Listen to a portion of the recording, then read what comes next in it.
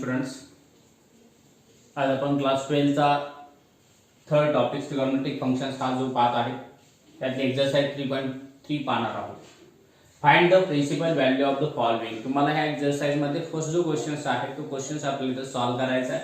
तो दिलेला आहे find the principal value of the following. तुम्हाला दिलेले एक्झाम्पलची प्रिन्सिपल व्हॅल्यू जिथे इन्व्हर्स फंक्शनची काढायची आहे. पण इन्व्हर्स फंक्शनसाठी आपल्याला इथं आपण एक टेबल का दिला होता, त्याची रेंज आणि त्याचे डोमेन दिले होता.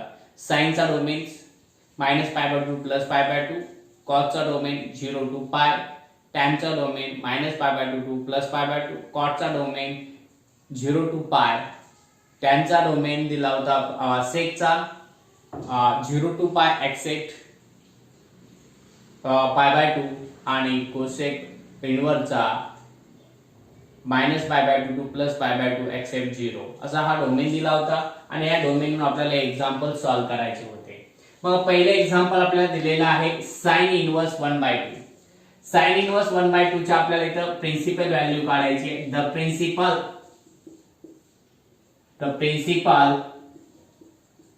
Value of branch, value of the branch आपल्याला दिलेला जो ब्रांच आहे त्या ब्रांचची व्हॅल्यू आपल्याला काढायची. Value of the branch in domain -π/2 to +π/2. -π/2 +π/2 या डोमेन मध्ये आपल्याला ही व्हॅल्यू फाइंड करून घ्यायची आहे. तर ती ब्रांचची व्हॅल्यू आपल्याला काढण्यासाठी आता सेम आपण जसं प्रिन्सिपल सोल्युशन आपण सेकंड एक्सरसाइज मध्ये काढले तसंच आपल्याला सॉल्व करायचं आहे. Therefore sin inverse x 1/2 is equal to x ग्रेड धरायचा आहे. हा sin इन्व्हर्स जर पलीकडे घेऊन गेला तर sin इन्व्हर्स निघून जाईल, म्हणजे sin x is equal to 1/2 येऊन जाईल. किती sin कितीची व्हॅल्यू 1/2 आहे? sin x is equal to sin π/6 ची व्हॅल्यू आहे. sin कॅन्सल झाले, x इज इक्वल टू π/6 आले and this the principal value of the sin inverse. The principal तर ही व्हॅल्यू जी आहे कुणाच्या बिटवीन मध्ये आहे? -π/2 is less than of π/6 is less than of π/2. ही -π/2 आणि +π/2 च्या बिटवीन मध्ये आहे. म्हणून therefore the principal value of sin inverse 1/2 is sin inverse 1/2 is π/6. sin inverse 1/2 is π/6 असं आपल्याला एक्झाम्पल सॉल्व करता येतं. त्यानंतर नेक्स्ट एक्झाम्पल कोसेक इन्व्हर्स 2 चा आपल्याला इथं सेम व्हॅल्यू आपल्याला त्याच पद्धतीने काढायची. इथं सुद्धा लिहायचं आहे the principal value of the branch कोसेकला इथं आपल्याला काय करायचं आहे? ब्रॅकेट घ्यायचा आहे ओपन -π/2 to +π/2 एक्सेप्ट 0 0 सोडून. तर इथं therefore cosec inverse 2 is equal to x grade धरायचं आहे. तर cosec x is equal to आपल्याला 2 व्हॅल्यू येऊन जाईल. कोसेक कितीची व्हॅल्यू 2 आहे? π/6 ची व्हॅल्यू आहे. मग cosec x is equal to cosec π/6. Cosec cancel झाले, x इज इक्वल टू π/6 आले. तर π/6 सुद्धा कुणाच्या बिटवीन मध्ये आहे? -π/2 is less than of x π/6 is less than of π/2. -π/2 पेक्षा मोठे आणि +π/2 पेक्षा लहान आहे. मग इथं लिहायचं आहे द प्रिन्सिपल व्हॅल्यू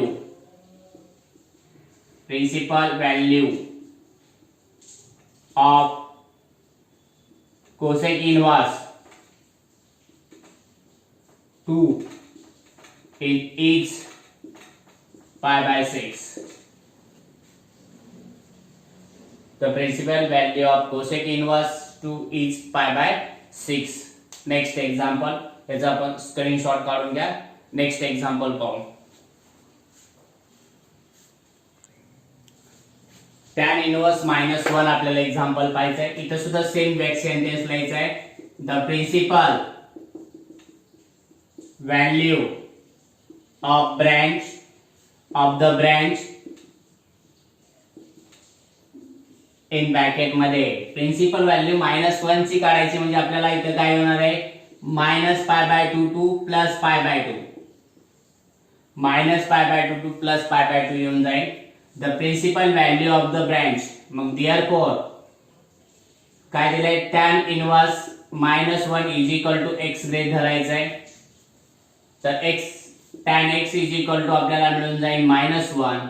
कितीची व्हॅल्यू आहे tan x is equal to tan π/4 ची व्हॅल्यू आहे. मायनस साइन पुढे आपल्याला याला कन्वर्ट करता येतं इज इक्वल टू tan -π/4. तर tan कॅन्सल झाले x इज इक्वल टू -π/4 मिळाले. देअरफॉर -π/4 मिळाले पुढे काय लिहिता येईल therefore this the -π/2 is less than of -π/4 is less than of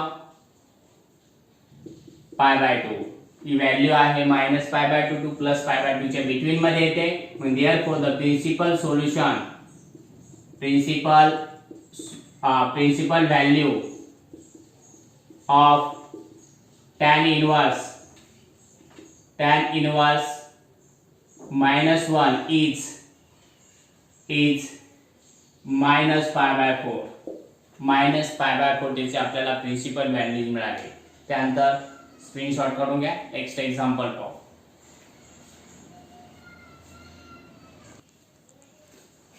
त्यानंतर 4 नंबरचं एक्झाम्पल tan इनवर्स -√3 सुद्धा सेम. आता ते sentence the principal value of the branch -π/2 to +π/2 लिहायला विसरायचं नाही. सेम आहे tan साठी. त्यानंतर इथं आपल्याला याच्या therefore tan inverse -√3 is equal to x आपल्याला ग्रेड धरायचं आहे. जे tan x is equal to आपल्याला काय मिळून जाईल -√3 मिळून जाईल. tan x is equal to -√3 म्हणजे कुणाची व्हॅल्यू आहे tan कितीची व्हॅल्यू -√3 आहे π/3 ची व्हॅल्यू tan π/3. मग हा मायनस साइन tan मध्ये आपल्याला डिस्ट्रीब्यूट करता येतो. tan x is equal to tan -π/3. tan cancel झाले. x इज इक्वल टू -π/3 झाले. तर इथं आपण मायनस कसा वापरू शकतो tan -θ जर असेल तर आपल्याला लिहिता येतं -tan θ. मग -tan θ ला आपल्याला tan -θ लिहायला काय हरकत नाहीये. मग x इज इक्वल टू -√3 आली. -√3 -π/2 पेक्षा मोठी आहे आणि π/2 पेक्षा कशी आहे लहान आहे. म्हणून therefore the principal value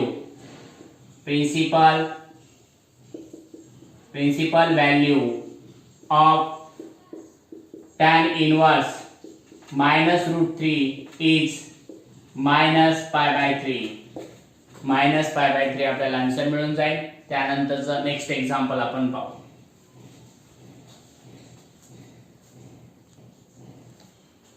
sin inverse 1/2 चे एक्झाम्पल आपल्याला सॉल्व्ह करायचे. फर्स्ट एक्झाम्पल सारखं सेम आहे. The principal value of the branch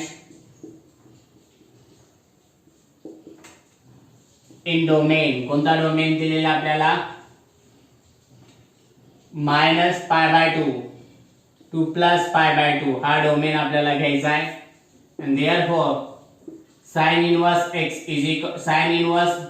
1/√2 is equal to x grade धरायचं आहे. तर sin x is equal to 1/√2. sin कितीची 1/√2 व्हॅल्यू π/4 ची व्हॅल्यू आहे. मग sin x is equal to sin π/4. π/4 म्हणजे 45. sin कॅन्सल झाले. x इज इक्वल टू π/4 आपल्याला इथं आन्सर मिळालं. आणि हे π/4 कुणाच्या बिटवीन मध्ये -π/2 is less than of π/4 is less than of π/2 and therefore the principal value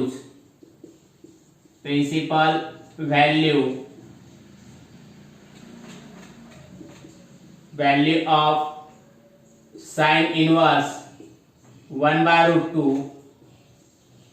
is π/4. त्यानंतर लास्ट क्वेश्चन मधलं लास्ट एक्झाम्पल राहिले आपण ते पाहू 6 नंबरचं.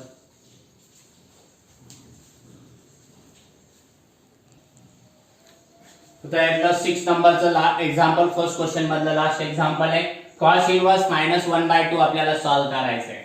इथं सुद्धा आपल्याला value sentence the principal value of the branch in bracket मध्ये 0, पाय 0, पायच्या बिटवीन मध्ये आहे. therefore cos inverse -1/2 is equal to x आपण ब्रेक धरला तर cos x is equal to हा cos इनवर्स इकडे गेल्यावरती काय होऊन जाईल cos x होऊन जाईल. हा इनवर्स निघून जाईल -1/2 राहिले. 1/2 कितीची व्हॅल्यू आहे cos 60 ची व्हॅल्यू म्हणजे मायनस cos π/3 ची व्हॅल्यू आहे. मायनस साइन इथं डिस्ट्रीब्यूट होत नाहीये कारण की आपल्याला माहिती आहे cos -θ असेल त्याला cos θ लिहिता येतं, परंतु आपल्याला दिलेला आहे इथं पॉझिटिव्ह अँगल नाही, आपल्याला निगेटिव्ह व्हॅल्यू पाहिजे आणि 0 to π च्या बिटवीन मध्ये दिलेली म्हणजे तो सेकंड क्वार्टर मध्ये आपल्याला इथं cos हा निगेटिव्ह आपल्याला व्हॅल्यू घेता येतो. तर आपल्याला इथं फॉर्म्युला वापरायचा आहे -cos θ जर असेल -cos θ त्याला आपल्याला काय येतं cos π - θ मांडता येतो.